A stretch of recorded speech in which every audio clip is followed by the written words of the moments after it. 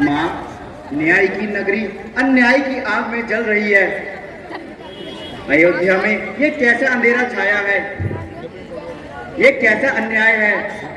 भैया राम को वन भिजवाने वाली माता कैकेयी कौन होती है? माँ, मुझे इंसाफ करने की आज्ञा दीजिए। यह अन्याय मैं सहन नहीं कर सकता। अयोध्या की मिट्टी दुष्टों के लहू से रंग दूंगा। अगर भैया राम को राज तिलक नहीं हुआ तो अयोध्या को राख का ढेर बना दूंगा। राज तिलक का हक भैया राम को है और होकर ही रहेगा। माता जी, आज्ञा दीजिए तो हम करें कुछ उपाय। देखा जाता अब नहीं रघुकुल में ये अन्याय। वो कौन मांगने वाली है जो मांग रही है राज तिलक। अधिकार जिसे है धरती का, होगा उसी को राज तिलक। बेटा, इतना क्रोध अच्छा नहीं है। अगर अयोध्या को जलाकर राख कर दोगे तो राज तिलक कहाँ से करोगे? बाकी रहा सवाल न्याय और अन्याय का, तो वो तुम्हारे पिताजी कर चुके हैं। राम को वनवास उन्हीं के निर्णय से हुआ है। तू क्या एक राजा के निर्णय के सामने जनता की आवाज घुटने टेक दे? माताश्री, मुझे मालूम है कि अयोध्या की प्रजा इस निर्णय के विरुद्ध भीतर ही भीतर सिसकियां भरते ही है। दुख और भय से जो भीतर ही भीतर सिसकियां भरते हैं वे कायर और बुज़दिल हैं। माँ, इंसाफ के लिए लक्ष्मण की आवाज आसमान तक गूंजेगी। यदि मुझे शस्त्र भी उठाने पड़े तो शस्त्र उठाऊंगा और पिता के प्रति फूल जाऊंगा। बेटा, ये तो ठीक है। अगर हम आवाज उठाते हैं तो प्रजा हमारे साथ है, परंतु क्या तुम अपने पिता के वचनों के विरुद्ध शस्त्र उठाओगे? इसलिए राजा के अनुकूल ही चलना होगा। वचनों की दीवार आज चकनाचूर कर दूंगा और भैया राम को राज तिलक दिलवा कर ही दम लूंगा। मैं अच्छी प्रकार जानती हूँ कि वचनों की दीवार बीच में न होती तो आज यहाँ भीषण युद्ध हो रहा होता। इसलिए इस समय तुम्हारा बोलना उचित नहीं है। माँ, यदि आपकी कोख से जन्म लिया है तो एक मर्यादा के लिए दूसरी मर्यादा का खून हरगिज नहीं होने दूंगा। लक्ष्मण, खामोश। इस समय तुम्हारा बोलना तुम्हारे पिताजी का अपमान है और हमारा चुप रहना भ्रातृ का अपमान है। अब तुमने एक शब्द और बोला तो अच्छा नहीं होगा। अच्छाई और बुराई हम भली प्रकार जानते हैं। अगर आप चाहती हैं कि लक्ष्मण खामोश रहे तो हमें भी भ्रातृ के साथ बन जाने की आज्ञा दीजिए। अरे पगले, तुझे रोका किसने? अगर तू अपने भाई की खातिर अपनी जान भी न्यौछावर कर दे तो मैं समझूंगी मैं कभी कपूत नहीं सपूत जन्मा है।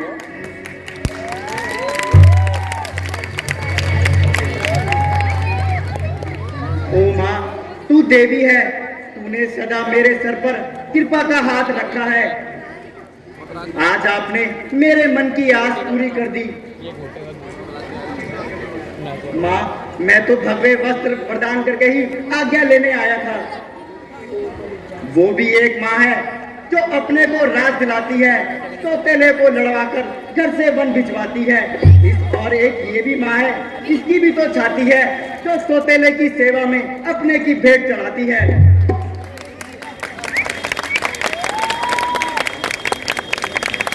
माँ, मेरी भी यही लालसा है, पकड़ू रघु राई की बाहें, भाई की सेवा करने को हाजिर है भाई की ये बाहें।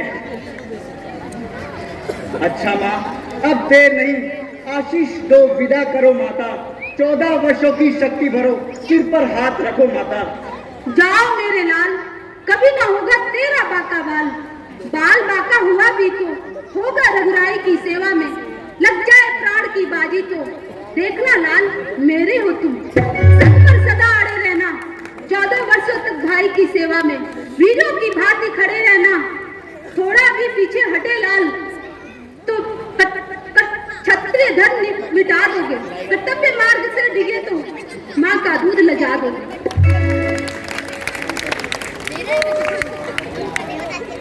प्रसन्न रखूंगा उनको जो मृत मंगल के दाता है।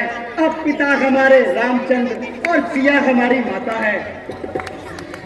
माता जी, अब मुझे आज्ञा दीजिए। जाओ बेटा, सदा सुखी रहो।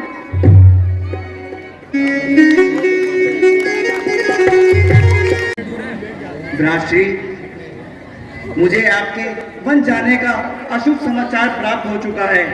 बंधु, क्या इस सेवक को अकेले ही छोड़कर चले जाओगे? लखन, सारी अयोध्या को छोड़ने में इतना दुख नहीं हो रहा जितना तुझे छोड़ने में हो रहा है। पीड़ा पर क्यों सहन करते हो प्रभु? मुझे भी अपने साथ वन ले चलिए। लखन, तुम अभी बालक हो, वन का कठिन जीवन कैसे बिताओगे? भ्रातृ, आपका उपदेश बड़ा हितकारी है, परंतु आपके बिना अयोध्या में लखन का रहना भी भारी है।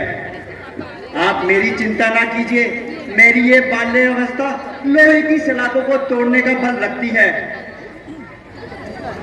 लखन, मेरा कहा मानो, घर पर रहकर ही माता पिता का सेवा में हाथ बटाओ।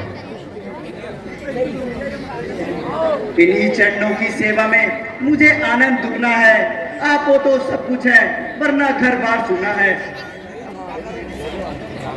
लखन, तुम मेरी बुझा दूसरी हो, तुम मेरे प्राण दूसरे हो, तुम मेरे धनुष बाण दूसरे हो। कहने को हम तुम दो हैं, वास्तव में वंश एक है, तख्त एक है और रघुकुल का वंश भी एक है।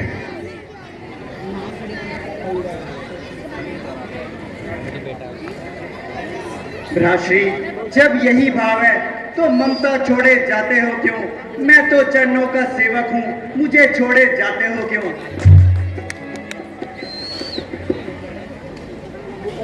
धीरज धरो, इतना मत उकलाओ।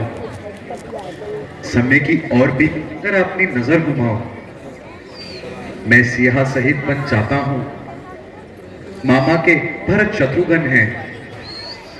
इस समय माताजी पिताजी शोक में मलिन हैं। उनकी सेवा के लिए कोई तो चाहिए। 4 रोज में भरत शत्रुघ्न आ जाएंगे। माता पिता के पास सुख के सभी साधन हैं। सेवा तो वह है जो दुख में की जाए।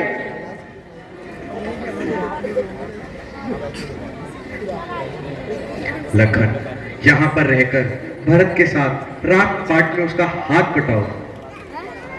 भ्रातृ, हाथ मुसीबत में बटाया जाता है। छाते की आवश्यकता उसे होती है जो धूप में चलता है, ना कि उसे जो साए में चलता है। लखन, उर्मिला का क्या होगा? उसके आंसू कहीं तुम्हारे पांव की जंजीर ना बन जाए। भ्रातृ, उर्मिला तो इन शब्दों के साथ मुझे विदा कर चुकी है। मैं भी कहती हूँ, यही दिन है अति उत्साह दिखाने का। स्वामी, ये अवसर है रघुकुल में नाम कमाने का। लखन, माता सुमित्रा का क्या होगा? वह की माँ नहीं, लखन की माँ है, और जिस पर सारा जमाना नाच करेगा और जो कहती है, देखना लाल मेरे हो तुम तो सब पर सदा अड़े रहना। 14 वर्षों की सेवा में वीरों की भांति खड़े रहना। थोड़ा भी पीछे हटे लाल तो क्षत्रिय धर्म मिटा दोगे। कर्तव्य माँ से डिगे अगर तो माँ का दूध लगा दोगे।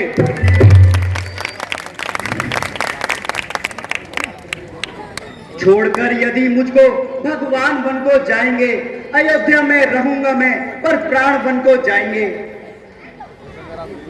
प्रभु धर्म के पिता हैं, माँ धर्म की सिया है। चरणों में ही जियाऊंगा, चरणों में ही मरूंगा।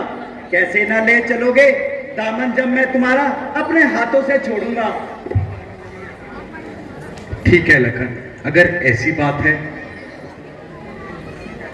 माता सुमित्रा भी तुम्हें जाने की आज्ञा दे चुकी हैं, तो आप भी मेरे साथ चलिए।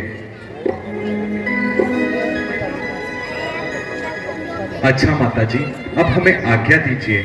ठीक है बेटा, जाओ, परंतु याद रखना, लक्ष्मण छोटा है और तू बड़ा है। सुमित्रा और उर्मिला की आंखों का तारा है। इसे वहां किसी प्रकार का कष्ट ना हो। जैसे पलट पुलिट जा रहे हो, वैसे ही पलट पुलिट वापस आना।